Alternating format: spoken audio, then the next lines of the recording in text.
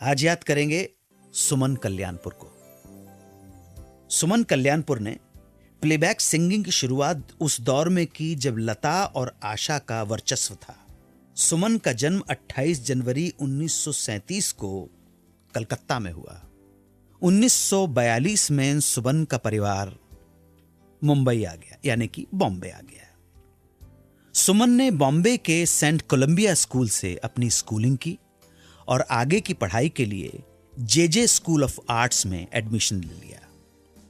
Music में interest की वजह से उन्होंने अपने फैमिली फ्रेंड और प्रभात फिल्म्स पुणे के संगीतकार केशवराव भोले से संगीत सीखना भी शुरू कर दिया।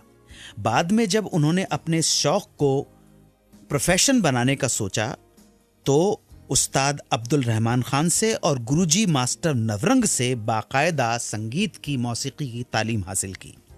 सुमन के परिवार में सभी को संगीत में रुचि थी, मगर बाहर गाने बजाने पर पाबंदी थी। बावजूद इसके सुमन को जब 1952 में ऑल इंडिया रेडियो पर गाने का मौका मिला तो वो खुद को रोक नहीं सकी। अगले ही साल सुमन को मराठी फिल्म शुक्राची चांदनी में गाने का मौका मिल गया।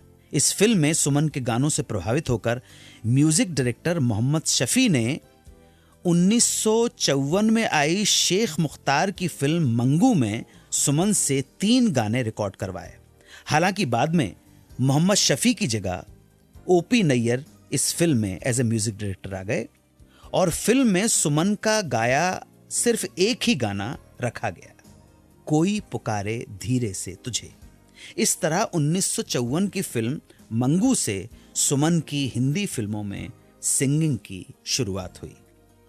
इसके बाद 1954 में ही आई फिल्म दरवाजा में सुमन को म्यूजिक डायरेक्टर शौकत अली नाशाद ने 5 गीत गवाए। चूंकि यह फिल्म मंगू से पहले रिलीज हुई थी, इसलिए इस फिल्म को ही सुमन की पहली फिल्म माना जाएगा।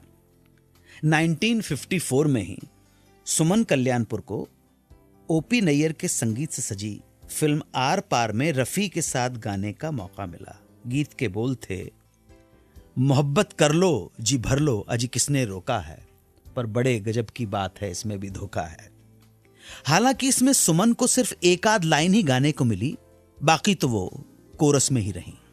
1958 में 1958 में बॉम्बे के एक इंडस्ट्रियलिस्ट रामानंद कल्याणपुर से सुमन की शादी हुई और शादी के बाद वो हो गई सुमन हेमाड़ी से सुमन कल्याणपुर। शादी के बाद भी उन्होंने गाना जारी रखा और 60 के दशक में उन्होंने उस दौर के सभी दिग्गज संगीत निर्देशकों के लिए गीत गाए।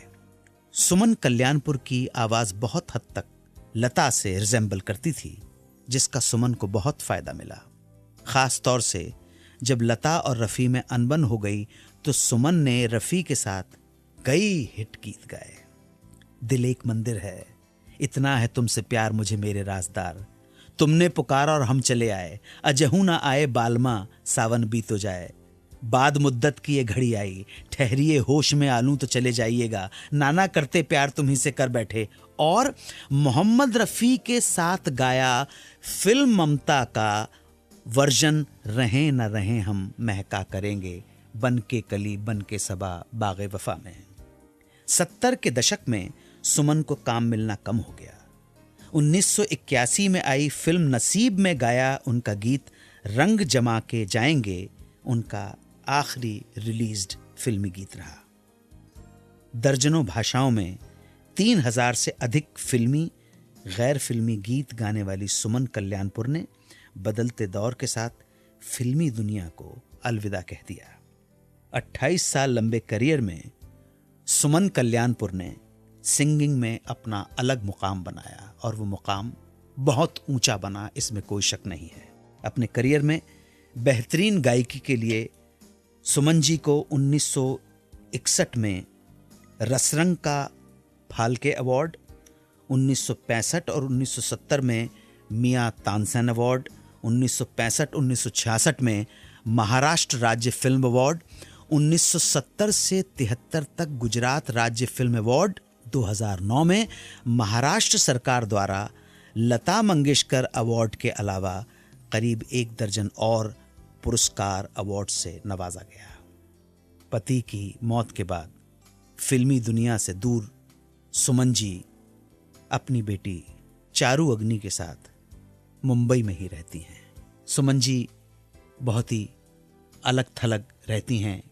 कभी सुना नहीं, टेलीविज़न पे शोज़ वालों ने बहुत कोशिश की कि उनको पर्दे पे लाया जा सके, लेकिन वो सबसे दूर हो गईं।